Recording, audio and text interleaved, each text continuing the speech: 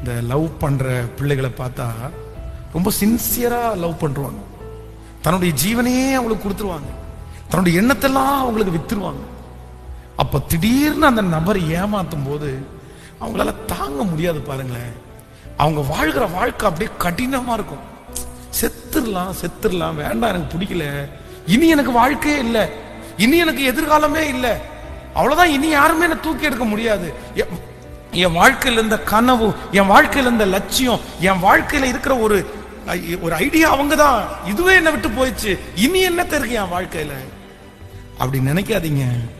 நீங்க எப்போ ஒண்ணுல தோல்வி அடைகிறீங்களோ இன்னொரு ஜெயத்தை கொடுக்கிறதுக்கு கர்த்தர் ஆயத்தமா இருக்கிறார். ஹல்லேலூயா.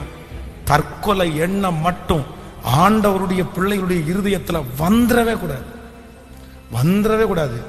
வாழ்க்கையை முடிச்சிடலாம் நீங்க நினைக்க கூடாது. வாயில அறிக்கை செய்யக்கூடாது. சிந்தையில கூட வரக்கூடாது. எதையும் மாற்றுவதற்கு என் தேவனுக்கு லேசான காரியம். ஆமென் சொல்லுங்க.